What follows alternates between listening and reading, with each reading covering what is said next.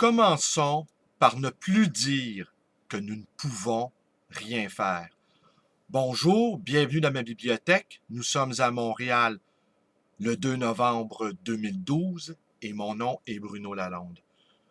Ce matin, je vais vous parler de Raymond Furlotte.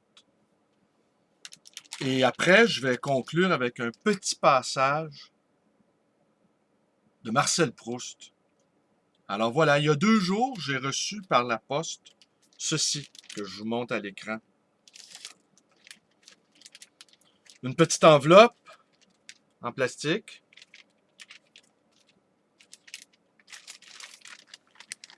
Je ne sais pas si vous la voyez bien.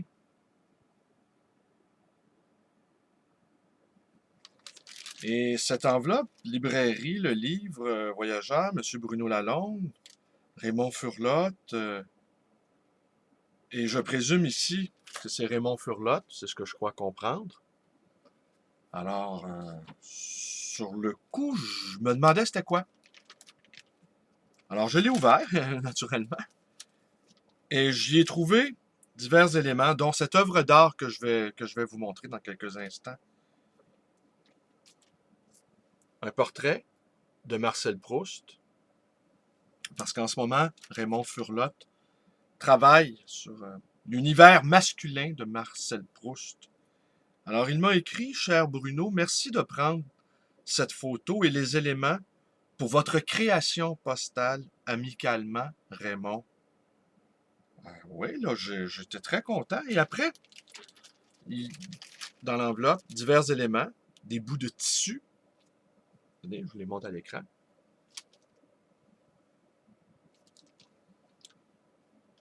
Trois pages tirées de l'œuvre de Marcel Proust à l'ombre des jeunes filles en fleurs. Voilà.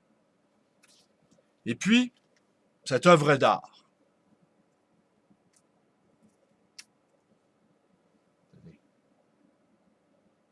Est-ce qu'on la voit bien?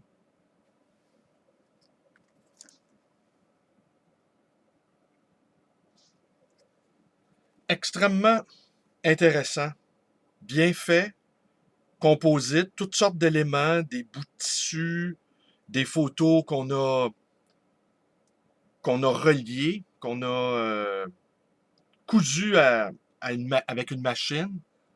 Je vous la remonte, tenez. C'est très dynamique. Ça tient aussi à la fois de l'art pauvre, fait d'éléments disparates, un assemblage hétéroclite qui donne quelque chose de très équilibré et de dynamique à la fois. Ça m'a vraiment beaucoup intrigué. Alors, j'ai fait une petite recherche sur Raymond Furlotte que je ne connaissais pas, je l'avoue à ma courte honte, mais il y a tant de choses que je ne connais pas. Je suis même pas capable de faire la somme. Je suis même pas capable de répertorier dans un inventaire toutes les choses que je ne sais pas. Ça vous donne un peu l'idée de mon ignorance. Alors, ben voilà. Et si vous voulez en savoir davantage sur Raymond Furlotte, je vous invite à le faire. Alors, j'en profite ici pour faire une petite mise au point. Mes vidéos ne sont jamais, ou rarement en tout cas, didactiques. Ce sont des amorces. J'espère vous donner le goût d'aller vérifier ou d'en savoir davantage sur un artiste. Et puis, et comme elles ne sont pas didactiques, et grâce à l'Internet, vous pouvez facilement vous renseigner sur l'un ou l'autre des écrivains dont il est fait mention dans mes vidéos postales. Parce que c'est fini, c'est à ça que j'ai fini par réfléchir ce matin. Au fond, moi aussi, j'envoie des cartes postales visuelles, sonores, qui essaiment à travers le web. Et elles aussi, dans la grande tradition de l'art postal duquel se réclame Raymond Furlotte, eh bien, c'est quoi l'art postal? C'est un don qu'on fait. C'est une œuvre d'art. D'abord, c'est une œuvre d'art. C'est une œuvre d'art qu'on fait, qu'on reçoit. Et comme nous nous inscrivons dans la culture du don, eh bien, ça me fait plaisir de faire cette vidéo pour vous permettre de connaître les travaux de Raymond Furlotte. On sait de grandes guerres ont été créées par ce refus-là du don. On appelle ça un potlatch. Ici, sans doute, mon ami historien global, historien total, Jean-Paul Coupal va m'envoyer des commentaires, me renvoyant aux travaux de Marcel Mauss et de Georges Bataille sur le don, la dépense. Ça, je n'en doute pas. Jean-Paul Coupal a un esprit nettement plus didactique que le mien. C'est ce qui fait sa force. Moi, on pourra juger que c'est ce qui fait ma faiblesse. Mais il faut voir également mes vidéos comme, c'est encore une pensée que j'ai eue ce matin, comme une performance, une cyber-performance quotidienne. Depuis le 4 décembre 2011, j'en ai fait plus de 340. Et je puis vous assurer qu'aucune n'a été faite sous la contrainte. Je ne suis pas un être discipliné.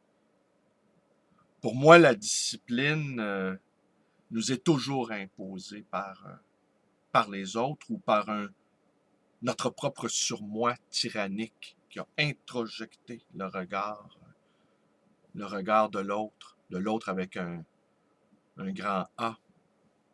Alors, ne travaillant pas, n'est-ce pas, ne vivant sous le signe de la joie, mais je sais que la joie, ça s'apprend. C'est un long apprentissage, la joie. Je me suis donné quelques maîtres de joie. Nab, sur le plan de la littérature. Spinoza, sur le plan de la philosophie. Et même Sartre, qui était un personnage extrêmement joyeux. Alors donc, Raymond Furlotte est né en 1958. C'est un artiste autodidacte. Là, je fais une autre parenthèse. Ne sommes-nous pas tous des autodidactes? Tous les grands chercheurs, tous les grands artistes sont nécessairement des autodidactes. On ne peut se contenter de la pitance que nous servent les diverses institutions. Cependant, j'ai cru remarquer que beaucoup de chercheurs universitaires, tout en étant d'excellents autodidactes, faisaient tout pour le cacher. Mais nous n'avons rien à cacher, alors nous l'admettons, nous sommes des autodidactes. Alors voilà, donc Raymond Furlotte a gagné divers prix, a été reconnu dans divers pays, l'Italie, la France. Et je suis très, très content du cadeau qu'il m'a fait. Je vous invite donc à connaître son travail davantage. Moi, j'ai commencé à me renseigner. Je sais qu'en ce moment, il travaille sur des portraits de Marcel Proust. Alors ici, mais je vous invite à aller voir ça. Je vous invite à faire une recherche sur Google, Raymond Furlotte. Vous allez apprendre un paquet de choses sur cet artiste. Bon, je suis vraiment content de son cadeau. J'espère qu'en échange, comme puisque nous nous inscrivons, lui et moi, dans cette culture de la gratuité, dans cette culture du don, et que je lui aurai remis une petite partie de ce qu'il m'a offert. Je dois dire que depuis quelques semaines, vous êtes très nombreux à m'envoyer des emails, des courriers. Je croule quasiment, littéralement. J'en reçois tous les jours, des fois même plusieurs par jour, de vos commentaires et même de textes, de longs textes qui saluent ma démarche de cette cyber-performance de mes vidéos postales. Et justement, parlant de vidéos postales, mon ami Michel, c'était militant, de Saint-Laurent-les-Arbres, 10 km d'Avignon, qui même me dit, qui fait des jeux de mots avec mon propre nom, la Londe, l'homme de l'onde, qui comme elle, ou comme elle, avoir des ailes, ne se dépare pas de ses atours doubles. Et le la, ensemble, comme l'onde, est elle-même phénomène double. corpusculaire et ondulatoire, l'exemple même de la dualité à l'œuvre dans la lumière. Car oui, c'est indéniable, indéniable. Les niables ne sont pas ce que l'on pense a priori. En principe, ils vont en groupe. Et j'ai remarqué qu'au Québec, il se pose souvent la question de la capacité.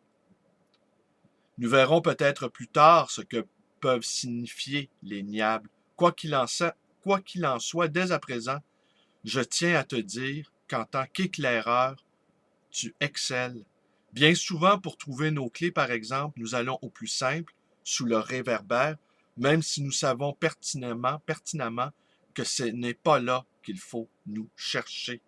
Sommes-nous victimes du syndrome des visiteurs du soir? Alors, c'est une très, très, très belle lettre qu'il m'a envoyée. Michel, c'était militant. Je vous montre ici la photo qu'il a prise de moi devant ma librairie. Je ne sais pas si on la voit bien. Voilà. Mais quoi qu'il en soit, assez parlé de moi. C'était pas le but de cette vidéo, c'était de vous faire découvrir le travail de Raymond Furlotte, à qui vraisemblablement, lui et moi, partageons un point commun. Nous propageons le don, la circulation des mots, des idées et des œuvres d'art dans le cas de Raymond. Merci infiniment, Raymond. Alors, pour le remercier, je voulais un tout petit passage de Marcel Proust, tiré de À l'ombre des jeunes filles en fleurs. Mais en même temps mon corps, soit qu'il fût trop faible pour garder seul le secret de celle-ci, soit qu'il redoutât que dans l'ignorance du mal imminent, on exigeât de moi quelque effort qui lui eût été impossible ou dangereux, me donnait le besoin d'avertir ma grand-mère de mes malaises avec une exactitude où je finissais par mettre une sorte de scrupule psychologique. Apercevais-je en moi un symptôme fâcheux que je n'avais pas encore discerné. Mon corps était en détresse tant que je ne l'avais pas communiqué à ma grand-mère. Feignait-elle de n'y prêter aucune attention? Il me demandait d'insister. Parfois j'allais trop loin, et le visage aimé, qui n'était plus toujours aussi maître de ses émotions qu'autrefois, laissait paraître une expression de pitié, une contraction douloureuse. Alors mon cœur était torturé par la vue de la peine qu'elle avait, comme si mes baisers eussent dû effacer cette peine, comme si ma tendresse eût pu donner à ma grand-mère autant de joie que mon bonheur. Je me jetais dans ses bras. Et les scrupules étant d'autre part apaisés par la certitude qu'elle connaissait le malaise ressenti, mon corps ne faisait pas opposition à ce que je la rassurasse. Je protestais que ce malaise n'avait rien de pénible, que je n'étais nullement à plaindre, qu'elle pouvait être certaine que j'étais heureux. Mon corps avait voulu obtenir exactement ce qu'il méritait de pitié, et pourvu qu'on sût qu'il avait une douleur en son côté droit, il ne voyait pas d'inconvénient à ce que je déclarasse que cette douleur n'était pas un mal et n'était pas, pour moi, un obstacle au bonheur. Mon corps ne se piquant pas de philosophie, elle n'était pas de son ressort. Mon corps ne se piquant pas de philosophie. Ben voilà, n'est-ce pas? Mon corps ne se piquant pas de philosophie. Eh bien voilà, c'est tout pour aujourd'hui. Je vous remercie d'être avec moi. Je vous remonte une dernière fois à l'écran cette œuvre d'art postale, ce beau cadeau que m'a fait Raymond Furlotte.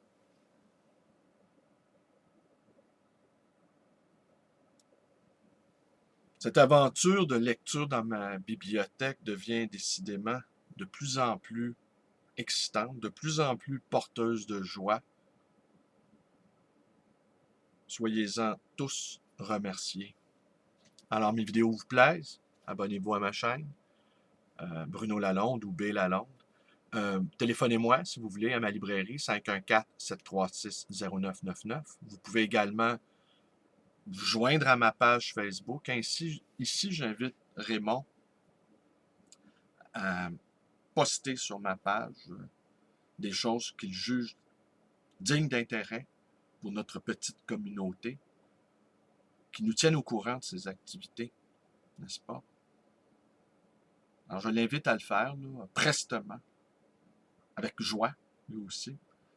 Et également, ben, vous pouvez me rendre visite à cette librairie d'occasion et d'anciens, le Livre Voyageur, dans le quartier Côte-des-Neiges. Et d'ici quelques jours, je vais exposer en permanence cette œuvre postale reçue par Raymond. Merci et bonne journée.